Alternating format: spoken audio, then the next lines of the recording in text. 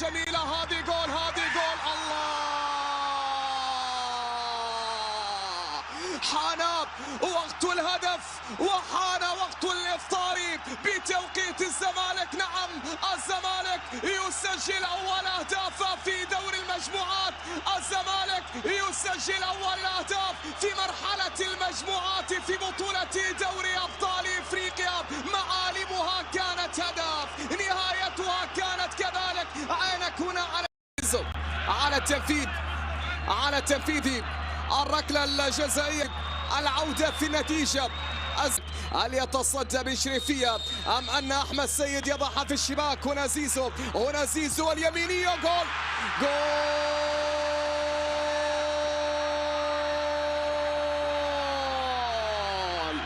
فرسان القلعة البيضاء يعززون النتيجة بالثاني الأهداف.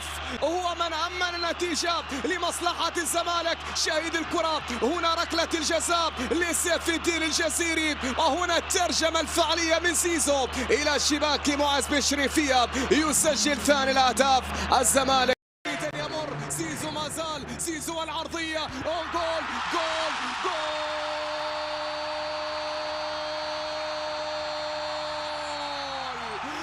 بنا أيها التاريخ لنستعيد ذلك الكبرياء. عد بنا أيها أفريقيا. الزمالك حسمها. الزمالك أنهاها تماما بكرة من زيزو. يا زيزو كرة مرسومة رسم من جانب زيزو بالعرضية المثالية. يا ولد يا زيزو.